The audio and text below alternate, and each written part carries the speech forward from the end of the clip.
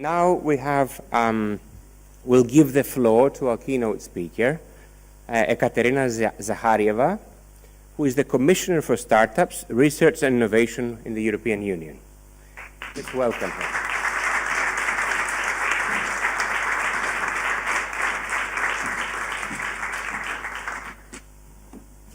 Thank you, Theo. It was a really nice introduction, even longer than 60 seconds. I really like it. And yeah, we are here to connect, to communicate. And I hope that after this official part is over, you are going to do it in more formal way.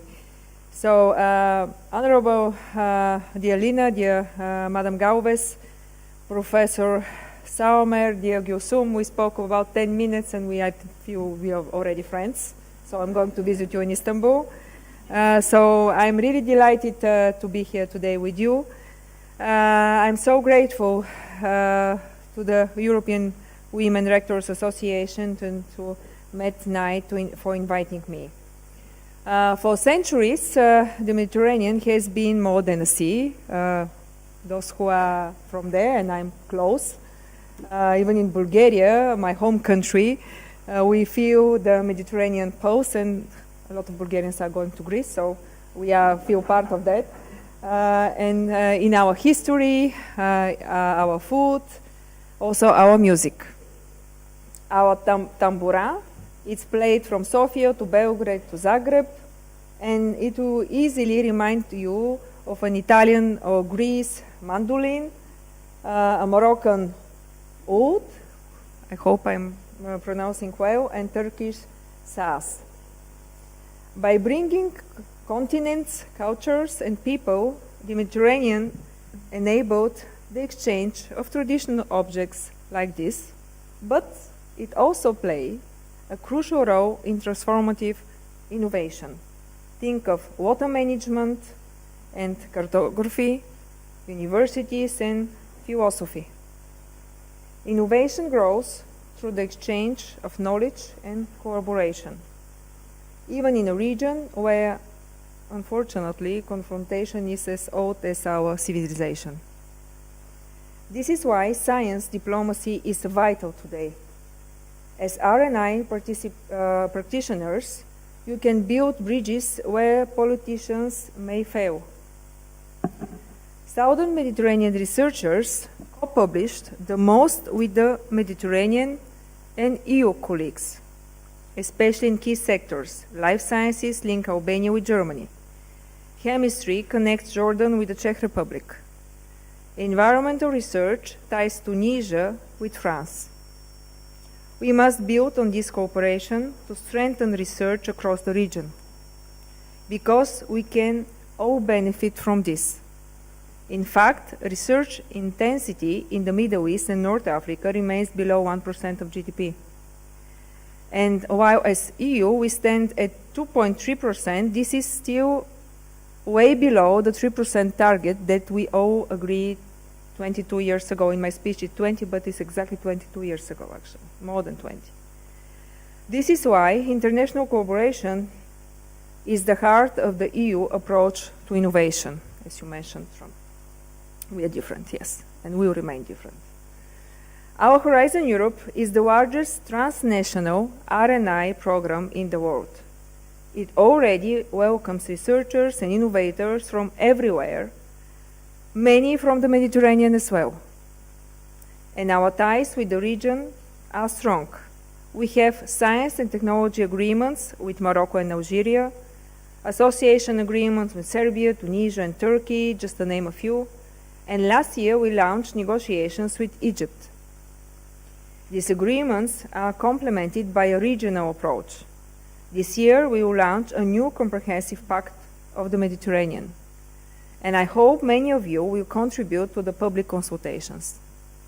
In R&I, our Mediterranean initiative on the horizon is already encouraging participation from the region. And last year, as EU, we renewed our commitment to R&I in the Mediterranean with €105 million to the PRIMA partnership, adding to our previous €220 million. This makes PRIMA the biggest joint R&I program in the region. It unites the EU and 20 countries to build capacities in agri-food and water management with over 2,500 beneficiaries. Projects involve nanotechnologies to treat wastewater for irrigation, or blockchain to improve the safety in fisheries. These are great examples of how our cooperation brings solutions to the challenges of our citizens. By tackling them through innovation, we can promote prosperity and stability. This is the first step to ensuring our researchers can grow at home rather than seek opportunities elsewhere. Because preventing brain drain by retaining top talent is crucial. 1 in 3 companies in the South Mediterranean report skills shortages as a barrier to grow. We know that the potential is there and that women are key to realizing this potential. More than half, actually 57% is quite more than half, of graduates in science, technology, engineering, and mathematics in the Middle East and North Africa are women. Yet, like in Europe, they are underrepresented in the workforce. Women make up just 1/3 of researchers and less than 1 in 10 of innovators. The gap widens as careers progress.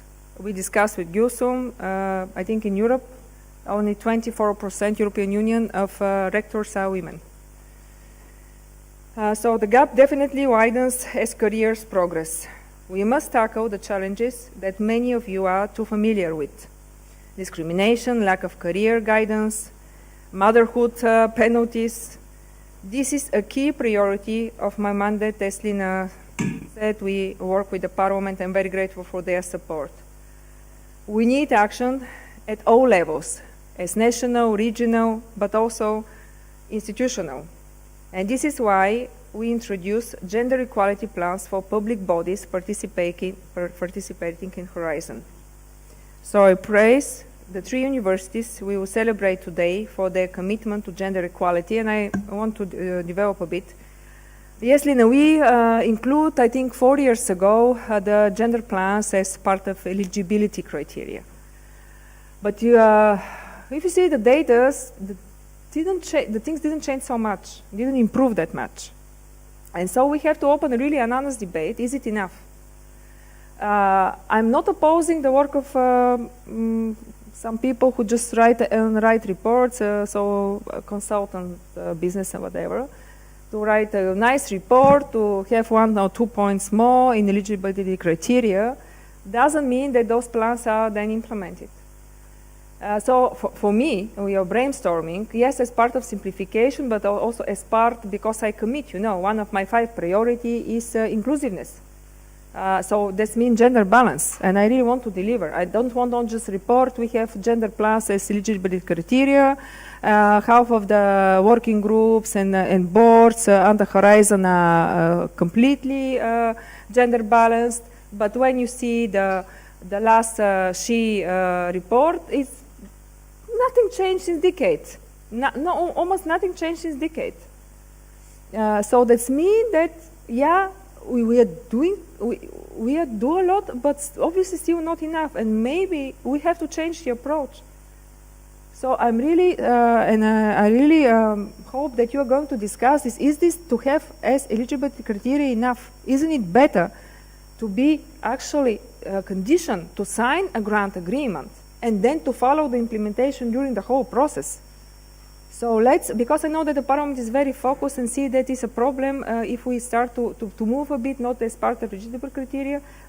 For me, it's really important to be sure that these plans are implemented, not we have excellent plans on paper. So, sorry to be so emotional, but I really want to deliver, not to report in 5 years that, yeah, we have done a lot. I have presented the new gender plan and strategy, because we are excellent in drafting strategies, but I think it's more important to implement the strategy and to see the result of the strategies. So I think that we should start serious discussion on that. I want to conclude that really to tackle the challenges that you discuss, all of us discuss, We need the gender balance. We need the women on board. We are not talking about the lack of talent, the drain, but the truth is that it's not a problem of talent, obviously, because the fact that more women are graduated than the men, and even with better results. And then if you see the late-stage career, that is not a lack of talent. Obviously, there are some structural barriers, something else. So, to conclude, congratulations to the Mediterranean Science Team 2025. You are doing excellent job, and I'm agree with Theo. We have to communicate better. Not agree only one thing that you said, that it starts now with Trump. No, it starts during COVID, unfortunately. In the beginning, the scientists were heroes, but then the populists wake up, and the anti-vaccine movement was so strong that in my country, for example, less than 35% people go to vaccine, and it was not only in Bulgaria. So this starts much before this mandate of Trump. So the trust in science is crucial, and I think good user-friendly communication is also crucial. So what you're doing with this science night, so how we call it, it's excellent. And continue doing it and expand, and because I'm the person with the money, the big pockets horizon, and you are financing this initiative as well. So I'm really ready to support all initiatives that can really improve the communication, because unfortunately good news are not news, they are not first news in the media, you know better than me. So we should be innovative and really to try to present the good news, to be in the news, so to say, on user-friendly way. Thanks so much and enjoy your gathering.